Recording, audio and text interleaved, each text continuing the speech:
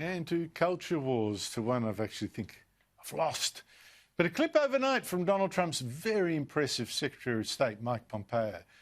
Maybe this will give hope to a man who was sure that Trump would win. Pompeo was asked about Trump stalling, about calling the election, admitting defeat.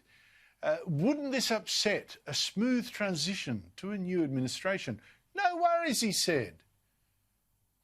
Well, joining me is Rowan Dean, columnist, editor of the Spectator Australia and host of Outsiders of Sky News on Sundays at 9 a.m. Rowan, the American media went nuts when Mike Pompeo said this. Have a listen to this. At what point does a delay hamper a smooth transition or pose a risk to national security? There will be a smooth transition to a second Trump administration. Right? We're ready. The world is watching what's taking place here. We're going to count all the votes. When the process is complete, there'll be electors selected. There's a process. The Constitution lays it out pretty clearly. The world should have every confidence that the transition necessary to make sure that the State Department is functional today, successful today, and successful with the president who's in office on January 20th, a minute afternoon, will also be successful. Now, Rowan, the media went nuts over that little bit where he said, I'm planning for a smooth transition to a second Trump administration. They just played this. But the full context, of course, suggests to me that he's being a realist about whether that's really going to happen. Well, the great thing, Andrew, about the Donald Trump era was the sense of humour. And we've spoken about this many, many times before. I've always thought Trump's sense of humour was superb in that kind of political position. Pompeo has a very, very similar dry sense of humour, and that was a great witty retort. I don't think we will be getting many such witty retorts in a Biden-Harris administration, despite Kamala's fake laugh, which she seems to turn on at the drop of a hat. But a great retort and a great one-liner. But the simple reality is, and I know you've discussed this and you had your numbers man on earlier, but the simple fact of the matter is there is still a chance that it might be a Trump victory.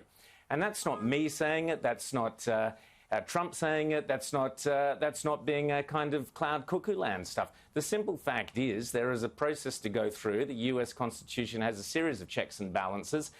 They've been used in the past. There is so self-evidently, you would have to actually, blind Freddie would recognise that there are many, many questions over voter irregularities during this particular election.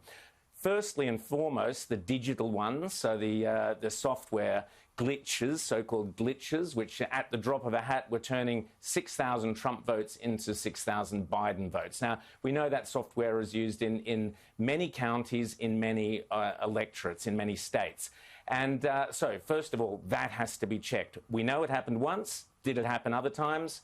That has to be checked. But it's not only the software. We've also had all the observational irregularities, such as observers, scrutineers, as we call them here in Australia, not being allowed to witness what was going on. Now, you don't have to be a cynic to say, I wonder why they're not being allowed to watch what is going on. And then thirdly, you have the physical, the so-called dead people voting. But more importantly, the dead people voting, of which there were many, and the centenarians, so the people over 100, of which there were statistically far too many. You also have a number of situations like in Nevada where there's a strong suspicion that several thousand people were actually residents of California who have beach houses, or summer houses rather, in Nevada, and we're basically double dipping. And it goes on and on.